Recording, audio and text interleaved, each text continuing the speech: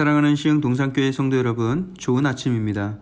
하나님께서 이 봄날에 베푸시는 그 봄의 풍성한 기운을 받아서 육신이 회복되고 영혼이 즐거워하며 또 행복이 꽃피는 귀한 봄날 되길 축복합니다.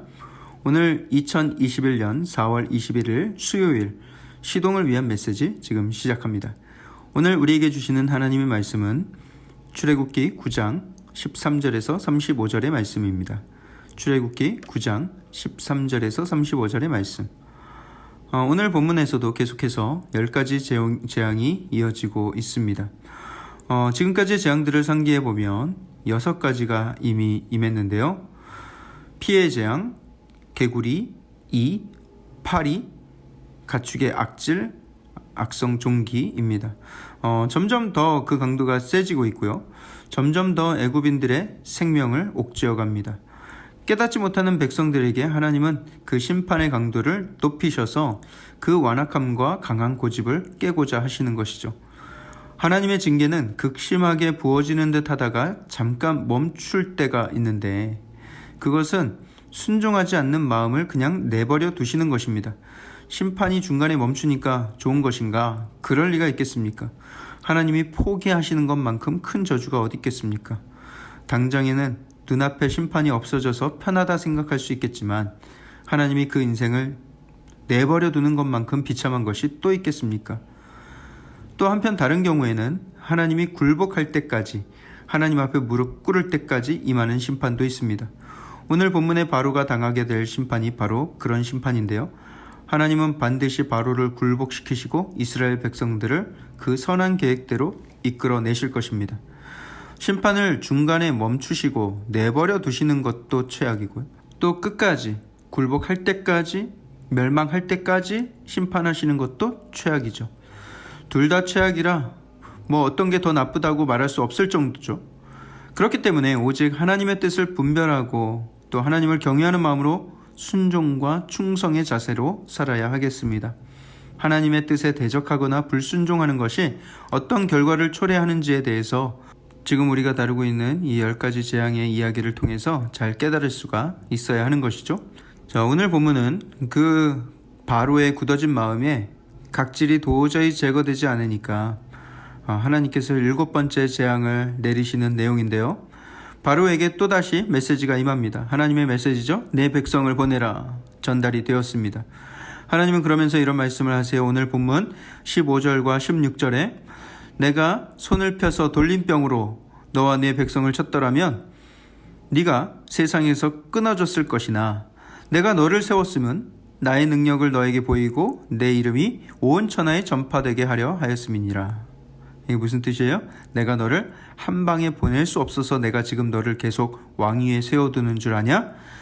내가 손을 펴서 전염병으로 너와 내 백성을 쳤다면 너는 이미 이 세상에 없었을 것이다.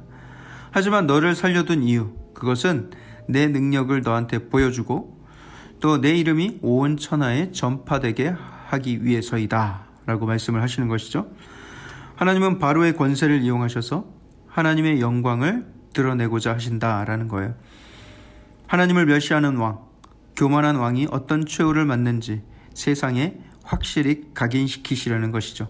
하나님과 동행하며 하나님의 비전을 함께 이루는 사람은요, 하나님의 영광을 함께 기뻐하며 누리게 될 것이고요. 하나님을 거역하고 교만에 젖어서 살아가는 사람은 하나님이 그를 발판으로 삼아 그를 밟고 그 위에 올라서서 하나님의 영광을 나타내실 것입니다. 하나님은 반드시 그분의 영광을 이루시기는 할 텐데 내가 그 영광에 함께 동참하느냐 아니면 내가 하나님이 밟고 서시는 그냥 발판이 될 것인가, 그 차이입니다. 자, 그래서 하나님께서 이번에 준비하신 재앙은 하늘에서 떨어지는 우박입니다. 제가 미국에 살던 곳이 텍사스주였는데요. 그곳에는 가끔 하늘에서 골프공만한 우박이 떨어질 때가 있었습니다. 자주 있는 일이라서 거기 사람들한테는 아주 놀랄 만한 현상도 아니었어요. 심지어 어떤 날에는 야구공만한 우박이 떨어져서 밖에 세워둔 차들, 유리창이 죄다 박살나는 경우도 많이 있었습니다. 그런 날에는 몇 분 전에 경고 사이렌이 웽 하고 울리는데 그때 빨리 피신하지 않으면 정말 위험할 수 있습니다. 하나님께서 애굽 땅에 내리시는 우박도 그런 종류인 듯한데 조금 더 무거운 종류가 아닐까 싶습니다. 그 우박을 제대로 맞으면 사람이며 가축이며 다 죽게 될 것이다. 이런 말씀을 하신 것으로 보면 아마 볼링공 같은 게 떨어지지 않았나 싶기도 합니다. 스쳐도 뇌진탕, 스쳐도 두개골 골절 이런 게 있지 않았나 생각이 돼요. 그 재앙에 앞서 하나님은 지금까지와는 약간 다른 방식의 제안을 하시는데 하나님이 미리 애굽 백성들에게까지 경고를 주시는 거예요. 미리 이스라엘 백성도 아니고 애굽 백성들한테 경고를 주시는데 미리 우박이 내릴 것을 알려주시는 것이죠. 19절에 마치 기상청 경보 안내 문자 같은 것을 보내주십니다. 너희들에게 곧 볼링공만한 우박이 내릴 텐데 들에 있는 것들을 다 모으라. 사람이나 짐승이나 들에 있어서 집에 돌아오지 않는 것들에게는 다 우박이 그 위에 내리리니 그것들이 죽으리라 말씀하시는 거예요. 펜이 있으시다면 거기 한번 밑줄을 쳐보세요. 사람이나 짐승이나 거기 밑줄을 한번 쳐보시고 집에 돌아오지 않는 것들 거기에 밑줄을 쳐보세요. 이 구절에서 깨달아지는 게 있죠. 재앙과 심판이 있을 때에는 안전한 집에 머물러야 한다는 것입니다.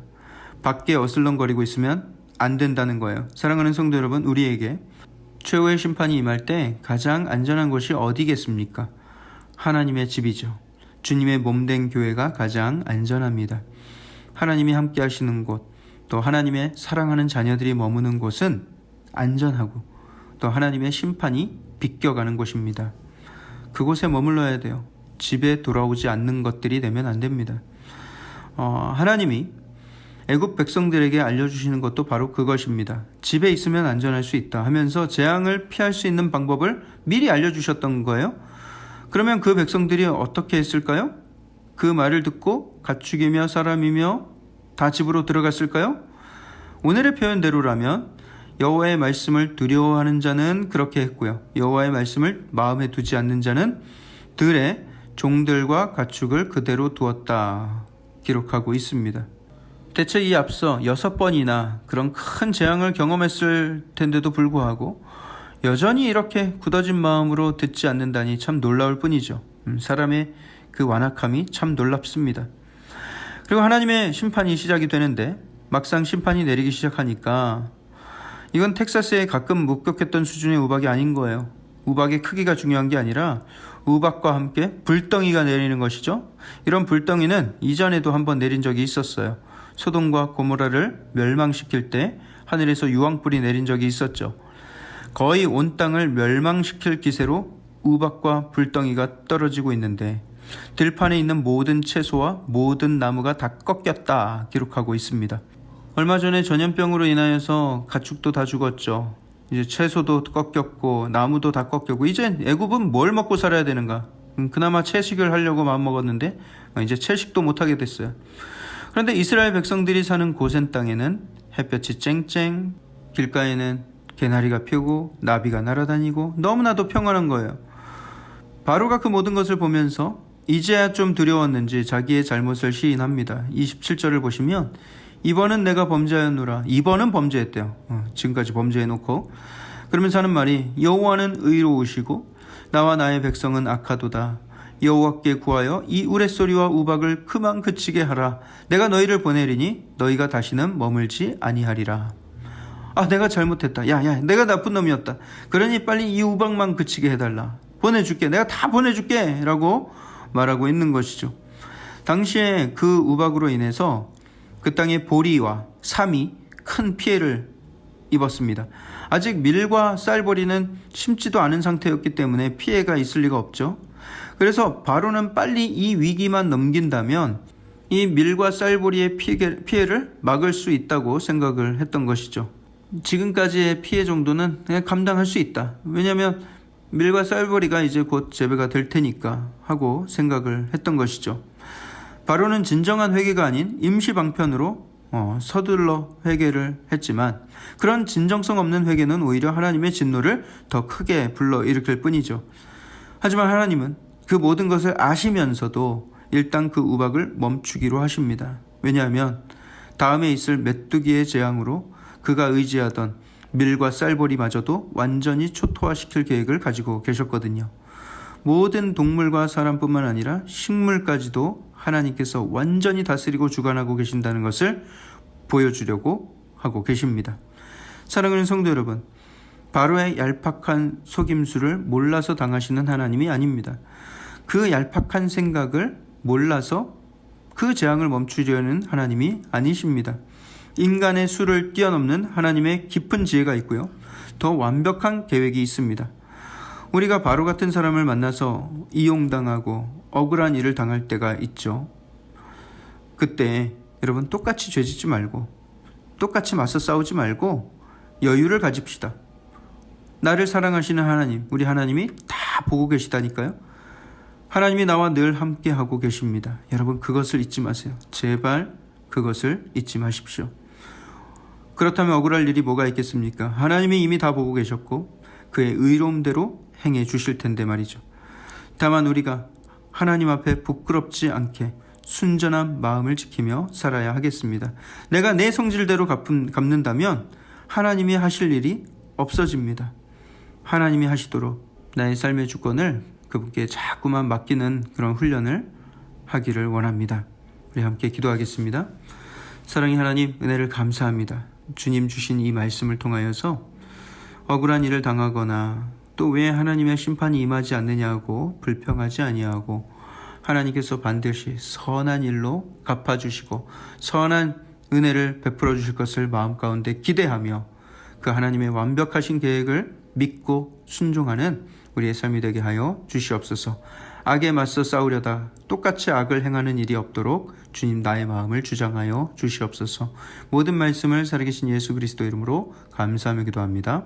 아멘.